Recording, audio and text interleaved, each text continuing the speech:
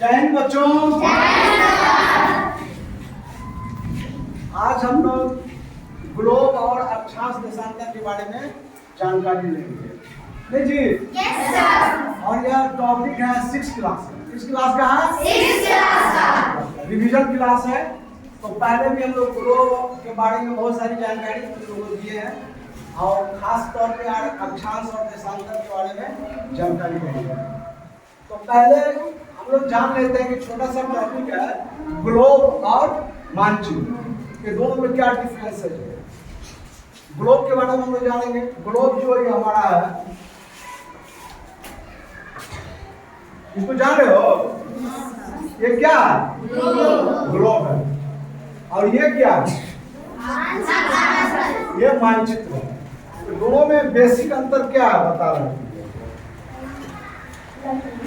ये ग्लोब जो है एक पृथ्वी का क्या है? पृथ्वी का एक मॉडल है। एक ग्लोब पृथ्वी का मॉडल है और जिस तरह से हमारी पृथ्वी है उसी तरह से ये ग्लोब बना हुआ है। तो हम कह सकते हैं कि हमारी पृथ्वी का एक यह प्रतिरूप है जी। ये हमारी पृथ्वी गोल है ना, संतरा के तरह या नारंगी की तरह हम लोग बोलते हैं कि गोल है, तो पूर्ण रूप से गोल नहीं है। इसका ये देखो, इसका ये भाग जो है उभड़ा हुआ है ना, और बीच में क्या ऐसे करके थोड़ा सा ये सपाट होते गया, नीचे की तरफ गया। तो ये जिस तरह से हमारी पृथ्वी बनी हुई है उसी तरीके से ये ग्लोब भी बना हुआ है और इसको हम आसानी से सब कुछ इस पर दर्शाया गया है, उसको हम पढ़ सकते हैं। लेकिन मानचित्र क्या है? एक सपाट पन्ने पर खींचा गया चित्र है ना, तो इसको हम लोग ग्लोब के तरह नहीं पढ़ सकते। ग्लोब जो होता है ये 3 डायमेंशनल होता है। 3 डायमेंशनल मतलब इसको हम हर तरफ से उसको हम देख सकते हैं, तीनों तरफ से उसको हम देख सकते हैं। देखो इस तरह से हम घुमाएंगे तो देख सकते हैं, है ना। और इसको हम लोग क्या बोलते हैं? त्रिविमीय चित्र, 3 डायमेंशनल चित्र। और मानचित्र क्या होता है? 2 डायमेंशनल होता है। इसका पिछले वाला भाग हम लोग नहीं देख पाएंगे, देखेंगे जी। और हम लोग जो मानचित्र यहाँ बना रहे हैं, सामने मानचित्र रख देंगे तो उसके पीछे का हिस्सा दिखाई देगा, लेकिन ग्लोब में तो दिखाई देगा। तो यहाँ भी एक अंतर होता है। तीसरा अंतर क्या है कि ग्लोब जो है ना सटीक विवरण प्रस्तुत करता है। इसमें हम लोग क्या करेंगे, इसका सटीक जो है, इसमें जो सटीक चित्र है, जो भी महासागर है, देश है, उसको हम लोग आराम से समझ सकते हैं।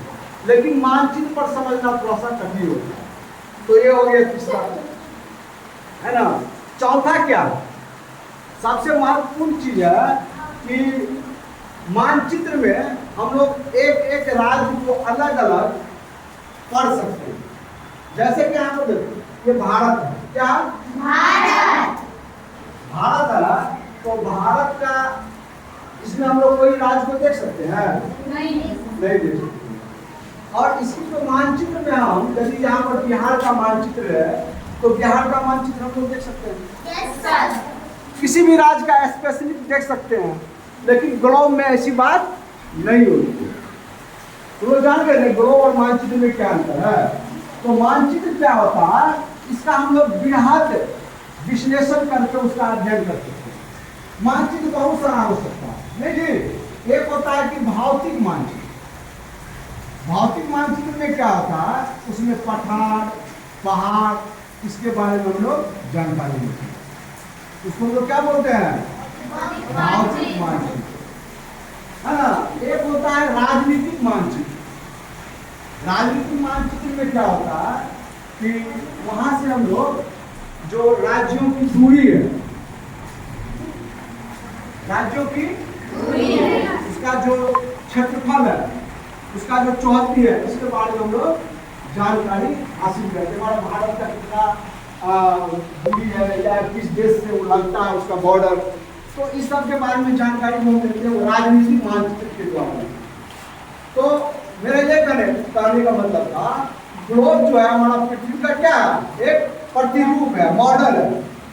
और मानचित्र जो है वो हमारा प्रतिरूप नहीं है, वह सटीक या चिपके पन्ने पर खींचा हुआ एक मानचित्र है जिसका हम लोग बेहद अध्ययन कर सकते हैं। और ग्लोब पर जो है सटीक से अध्ययन किया जाता है ना। यही बेसिक जो है अंतर है दोनों, इसको हम लोग जान लें। अब आगे है कि हम लोग अक्षांश वृत्तांतर को जानने से पहले दिशा की जानकारी हमें होनी चाहिए। बहुत आदमी कंफ्यूजन कर जाता है कि यदि हम भारत का मानचित्र रख दें तो पता ही नहीं चलता है। यदि हम उसको बोले नागालैंड किधर है तो उसको पता नहीं चलता है कि पूरब तरफ है या उत्तर पूरब दिशा में है। तो इसके लिए हम लोग तुरंत जो है एक दिशा का चित्र बनाएंगे, तुरंत हम लोग समझ जाओगे, ठीक है ना। देखो सबसे पहले एक लकीर हम ड्रॉ करते हैं। सबसे ऊपरी भाग हम लोग क्या बोलते हैं? सबसे निचली भाग को दक्षिण बोलते हैं और दाहिने भाग को पूरब और बाएं भाग को इतना तो हम लोग जानते हैं। अब जैसे उत्तर और पश्चिम के बीच में कोई रहेगा, कोई राज्य रहेगा, उसको हम लोग क्या बोलेंगे? दिशा क्या बोलेंगे? उत्तर पश्चिम दिशा। इसको क्या बोलेंगे? उत्तर पश्चिम दिशा। उत्तर पश्चिम दिशा।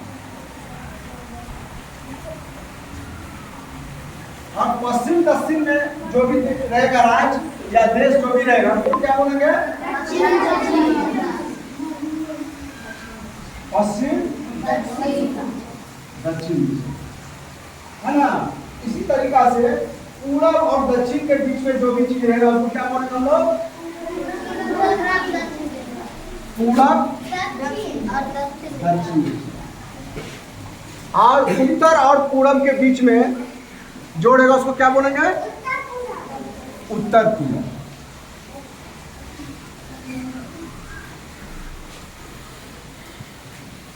तो यहाँ पर मुख्य रूप से 4 दिशाएं होती है, उत्तर, दक्षिण, पूरब, पश्चिम। तो कोई भी नक्शा हो या मानचित्र हो, इसके ऊपरी भाग को हम लोग क्या करते हैं? उत्तर। जस्ट उसके अपोजिट और दाहिने साइड में उसको और बाएं साइड को पश्चिम। ये लोग जान गए।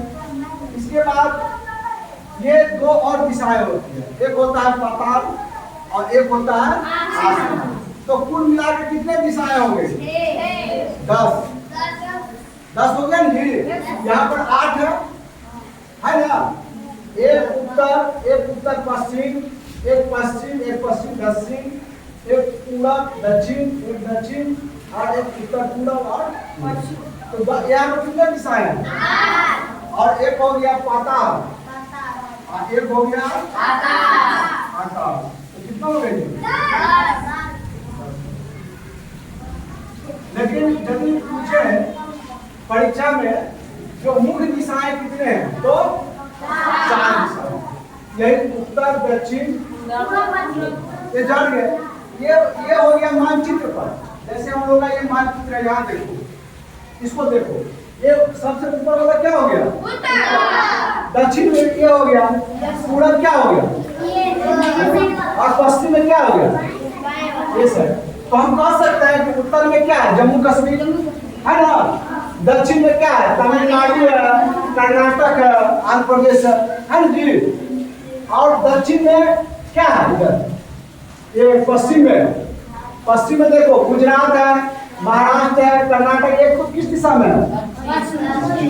पूरब दिशा में कौन है? हमारा 7 सिस्टर है ना। अरुणाचल प्रदेश, नागालैंड, कोलकाता, ये सब क्या है? ये पूरब भारत में है। इसको हम लोग पूरब भारत कहते हैं जी। अब यहीं पर देखो, इसको अब बीच में डाल देगा। ये हमारा सेंटर हुआ मध्य प्रदेश। और यहाँ से कहेगा कि गोवा कहाँ पर है, तो हम लोग यहाँ से ड्रॉ करेंगे तो ये दक्षिण दिशा हुआ और ये पश्चिम दिशा हुआ। तो दक्षिण पश्चिम के कोना में है ना, कह सकते हैं ना।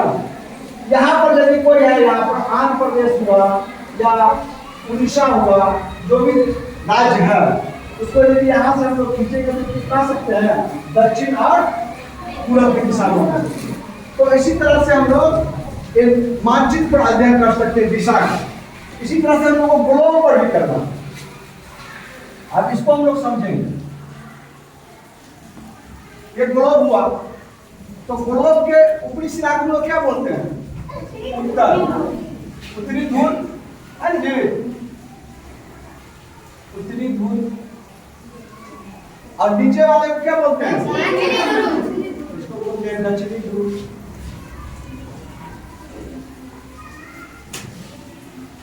और इसके दाहिने साइड में क्या हो जाएगा? पूरब। यदि हम इसको ड्रॉ कर रहे हैं ऐसे, इसको बांट दें, तो आधे पार्ट क्या हो जाएगा? दाहिने साइड का पूरब हो जाएगा ना? इस साइड में क्या हो जाएगा? पूरब। और इस साइड में क्या हो जाएगा? पश्चिम। ये ग्लोब पर हम लोग समझेंगे इस चीज को। यहाँ हमको दिखाते हैं। देखो, ये जो ऊपरी सिरा है, इसमें बीच में देख रहे हो कि रेखा खींची गई है। तो यही रेखा मैंने खींचा, इसी को हम लोग विषुवतीय रेखा कहते हैं। बीच में जो खींची जाती है, इसके बारे में हम बताएंगे। तो विषुवतीय रेखा के ऊपर जो हो गया, उसको हम लोग क्या बोलेंगे? उत्तर बोलेंगे ना जी। ये उत्तरी गोलार्ध हो गया। यदि हम इस पूरे गेंद के तरह, ये हमारी पृथ्वी है, इसको हम आधे भाग से काट दें, तो आधा गोलार्ध ऊपर हो गया, आधा गोलार्ध नीचे हो गया। तो ऊपर वाले को हम लोग बोलते हैं उत्तरी गोलार्ध और नीचे वाले को बोलते हैं दक्षिणी गोलार्ध। तो अब हम इसमें देख सकते हैं उत्तरी गोलार्ध में कौन कौन सा देश है, महादेश है, देख सकते हैं ना। और इसके नीचे वाले देश को भी हम देख सकते हैं, या महादेश को देख सकते हैं। तो इस तरह से हमको नक्शा देखने का एक तरीका होना चाहिए, याद होना चाहिए। और यदि हम इसको आधे ऐसे करके बांट दें, ऐसे करके, तो इसके दाहिने साइड में क्या हो जाएगा? पूरब। और इस साइड में क्या हो जाएगा? तो ग्लोब में भी हम लोग दिशा को जानेंगे। देखिए, अब हम लोग देखेंगे। देखो, यहाँ पर जो रेखा खींची गई है, इसके दक्षिण साइड में क्या क्या चीज है? यहाँ पर हम लोग देख रहे हैं क्या है? यहाँ पर देखो, कौन देश है? महादेश। ये अफ्रीका है ना जी। अफ्रीका के बीचों बीच गया, देख रहे हो? तो आधे क्या उत्तरी गोलार्ध में है और आधे दक्षिणी गोलार्ध में। यहाँ पर हम देखो, ये क्या है? ऑस्ट्रेलिया। तो ऑस्ट्रेलिया किस गोलार्ध में हो गया बच्चों? दक्षिणी। ये जो विषुवतीय रेखा के दक्षिण में है, तो कौन गोलार्ध में हो गया? दक्षिणी गोलार्ध। हमारा भारत देखो कहाँ है? इसके ऊपर है। ये देखो, विषुवतीय रेखा से ऊपर में है ना भारत। देखो, यही भारत है। हमारा भारत कहाँ है? उत्तरी गोलार्ध में। हम लोग ग्लोब देख रहे हैं ना, तो उत्तरी गोलार्ध में। और देखो, इसको यदि हम बांटेंगे ऐसे आधे, तो इस तरह से हम लोग बांट देंगे आधा आधा, तो ये हमारा पूरा दिशा में। और भारत जो है, तो कहाँ? उत्तरी गोलार्ध के पूरा दिशा में, नहीं जी। तो इस तरह से हम सभी देश को देख सकते हैं, महासागर को भी देख सकते हैं, और सारे जो भी कॉन्टिनेंट है सबको हम लोग नक्शे से देख सकते हैं। तो देखने का तरीका हम लोग आ गया है। आगे हम लोग देखते हैं अक्षांश और देशांतर। समझिए ना, इसको मिटाते हैं। Yes sir. हम लोग मानचित्र पर भी जानेंगे और ग्लोब पर भी जानेंगे, नहीं जी। कैसे हम लोग दिशा को अंकित कर सकते हैं, और कौन दिशा में कौन देश है, कौन महादेश है, और कौन महासागर है, सब देख सकते हैं, है नहीं?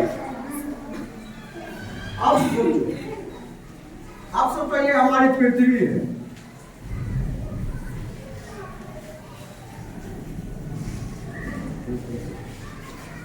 ये हमारी क्या है?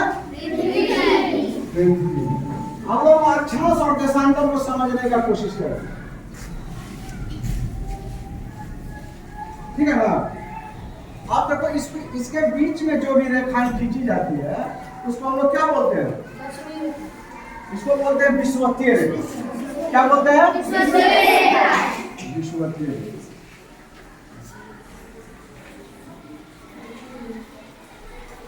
और इसी को बोला जाता है इसको बोला जाता है भूमध्य रेखा। क्या बोला जाता है? क्योंकि भूमि है और भूमि के बीच में जो रेखा खींची जाती है उसको क्या बोलते हैं? भूमध्य, माने भूमि के मध्य में खींची जाने वाली रेखा, तो उसको हम लोग बोलते हैं भूमध्य रेखा। इसका एक और नाम है